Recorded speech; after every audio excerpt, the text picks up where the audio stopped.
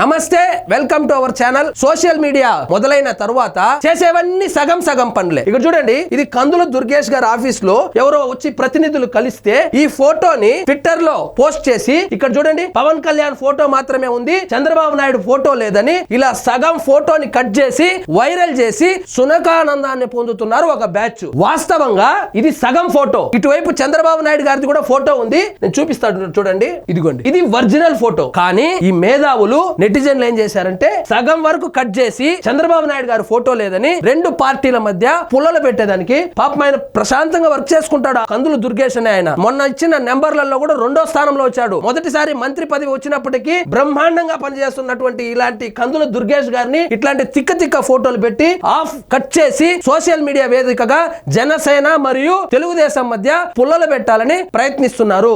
Basic గా government form అయిన తర్వాత ప్రతి గవర్నమెంట్ ఆఫీసులో నారా చంద్రబాబు నాయుడు గారి ఫోటోతో పాటు ఉప ముఖ్యమంత్రి అయినటువంటి పవన్ కళ్యాణ్ గారి ఫోటో కూడా పెడుతూ వస్తున్నారు. అన్ని ఆఫీసుల్లో జరుగుతుంది. కానీ చూడండి, కొంతమంది తెలుగుదేశం కార్యకర్తలు కూడా ఆ ఫోటోను నమ్మి, ఈయన చూడండి తెలుగుదేశం పార్టీకి సంబంధించినటువంటి మంత్రి గారు, ఆయన క్యాబిన్ లో చంద్రబాబు నాయుడు గారి ఫోటో, పవన్ కళ్యాణ్ గారి ఫోటో, నారా లోకేష్ గారి ఫోటో చక్కగా పెట్టుకొని ఉన్నాడు. కానీ జనసేన పార్టీకి సంబంధించినటువంటి మంత్రి అయినటువంటి కందుల దుర్గేష్ ఆ ఫోటోలో పెట్టుకోలేదని ట్రాప్ లో పడి కొట్టుకుంటున్నారు. కాబట్టి ప్రతి ఆఫీస్ లోను 2 ఫోటోలు ఉన్నాయి. ఈయన తెలుగుదేశం పార్టీకి సంబంధించిన ఆయన కాబట్టి నారా లోకేష్ గారి ఫోటో కూడా పెట్టుకున్నారు. సో సగం ఫోటోలు నమ్మి రెండు పార్టీలు వైఎస్ఆర్సీపీ వాళ్ళ ట్రాప్ లో పడద్దు. అలాగే కొంతమంది కావాలనే ఈ 2 పార్టీల మధ్య గొడవ పెట్టాలని చూస్తున్నటువంటి తెలుగుదేశం కార్యకర్తల ట్రాప్ లో కూడా పడకండి. జనసేన కార్యకర్తలు కూడా కొంతమంది తెలుగుదేశం పార్టీతో పొత్తు ఇష్టం లేని కొంతమంది, కుల గజ్జి ఉన్నటువంటి కొంతమంది ఆ విధంగా ఆఫ్ ఫోటోను చూసి, ఆ విధమైన ఫోటోలు చూసి ట్రాప్ లో పడి